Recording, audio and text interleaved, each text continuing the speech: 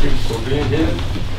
Today, most widely known market theory was developed based on the principles of the Scottish school led by Adam Smith, who, as Murray Rothbard wrote, in several aspects, diverted economy from its fair course, represented by the continental tradition commenced by medieval and the scholastics. This continental tradition was developed by a group of famous Thomists and Dominicans, Jesuits and Dominicans, many of whom were professors of moral and theology at the University of Salamanca.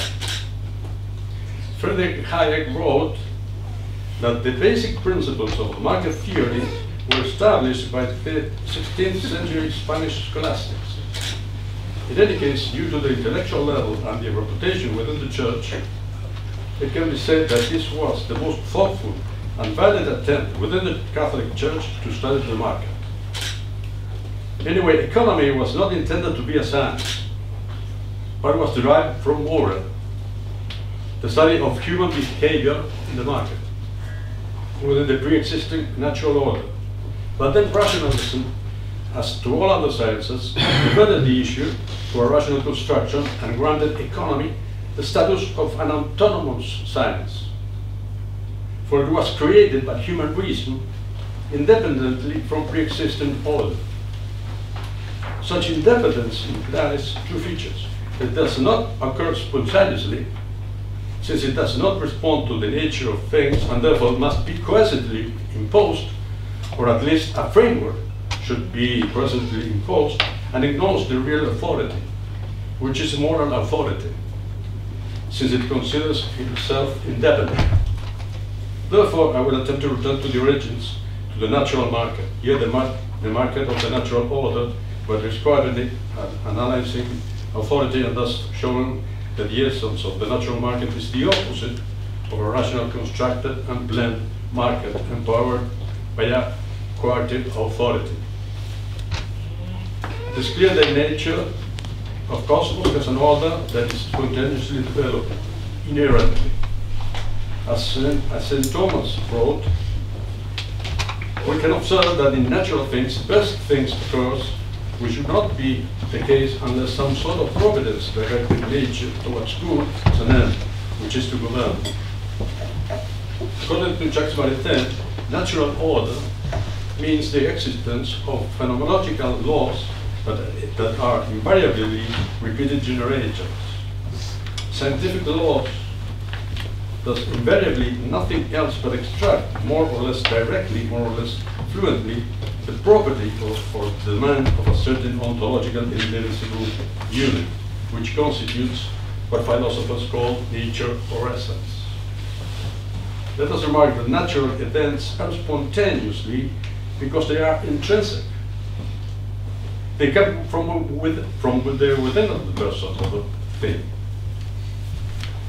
By contrast, artificial objects, since they do not have intrinsic principles, need to be moved by an extrinsic force.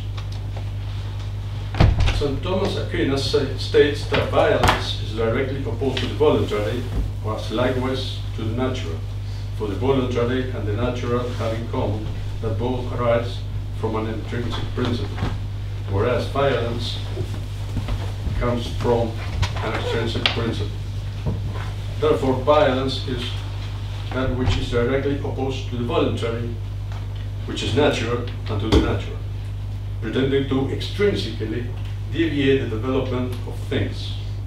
Now let us point out that although human beings can voluntarily oppose the natural due to their free will, consider life arises from the nature that will be strongly impelled by the survival principle, commencing in the conscience, to make their will coincide with the natural. Now, the set of rules that humans must follow to adjust themselves to the natural order and thus guarantee and promote life evolution is what we define as moral. They are those action guidelines according to the nature of things. Therefore, being moral implies that we harmonize our intrinsic principles, the voluntary and the natural. This harmonization is basic for life, for it involves the coincidence of our effective being with its nature. Hence, the survival principle will strongly induce us to ensure such harmonization. Thus, there is an ontological and natural, spontaneous, strong tendency of human beings to adjust to morals. It was probably Socrates who, for the first time, related God with some sort of internal presence or voice of the conscience. Such internal voice is the harmonization guide of the intrinsic principles. It is the self which demands us, use the principle of survival, to harmonize such principles and advises when such harmonization is not met. It is comparable to physical sensitivity, that denounces when something physical is contrary to our material nature. If we burn ourselves, we will feel pain. Since to procreate, human beings need two people, man and woman, they necessarily need to interact for survival. Thus, social relations among people that are governed by the natural order have a nature that must be respected, and we will call this the social natural order. In this way, although human beings are not perfect, since they need the improvement of society and since they have been created to endure, they shall have a clear tendency towards cooperation and service for social life, which will be the natural and normal way in the relationships among people. As we said, human voluntarily may destroy the natural or not. If it does not destroy it, it will continue towards good. If the voluntary destroys the natural, it will cause the disappearance of the voluntary which exists in the nature. This being so, the first corollary is that as long as the person acts voluntarily good, the natural order shall finally prevail. And the opposite, as violence, coercion is contrary to the voluntary and to the natural, it would necessarily destroy the nature. So, the second corollary is that human beings can never defend themselves with violence, since this would mean, on the contrary, the deepening the violation of natural order. The only way of real and efficient defense is to get the voluntary of the aggressor, much with his nature. Every human action is aimed at improving the situation of the acting individual. Some work to earn money, others do physical exercise to improve their health, and so on. Now, to improve means to acquire something better, ideological or material that the individual did not have before, meaning that some sort of superior authority will provide means which are unknown to the individual that will lead him to a better situation. Let us remember that the universe is ultimately governed by immaterial forces, and that morals is the adjustment to the natural order, and this has to do with efficiency, and that we all want to reach perfection, the ultimate purpose, which is the proposal of the providence. So we will keenly follow the one who best leads us toward, and in the natural order, the person with more moral authority. On the contrary, those who do not follow the real authority will move away from the natural order, and consequently they will disappear, and with them, spontaneously, naturally, the lack of respect for true authority. In the opposite, violent, coercive authority is unreal, since it does not happen naturally, and therefore it must be coerced, and destroys the real government of the natural market, introducing disorder.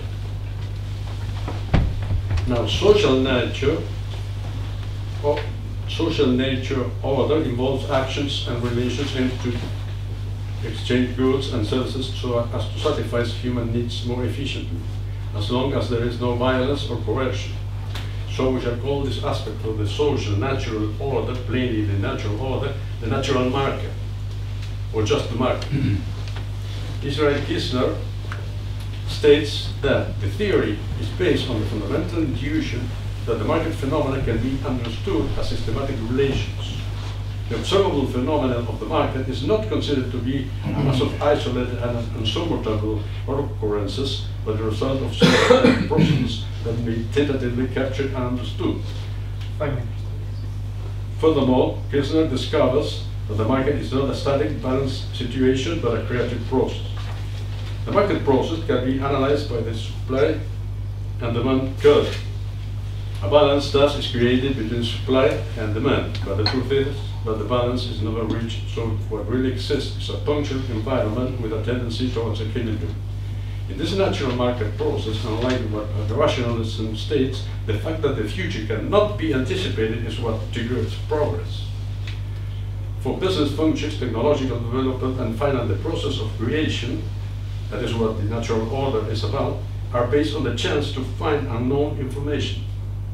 If the unknown did not exist, if we could rationally plan and anticipate everything, there could not be technological development, business function, or any progress whatsoever.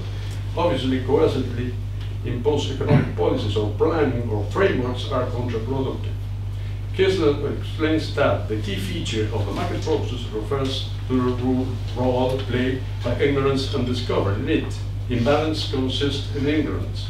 We describe this sequence of discoveries as a key element of a balancing process. Human beings are willing to discover what is best for them. The market process is focused on the incentives provided by the imbalance conditions for those discoveries that are added to the systematic balancing tendencies.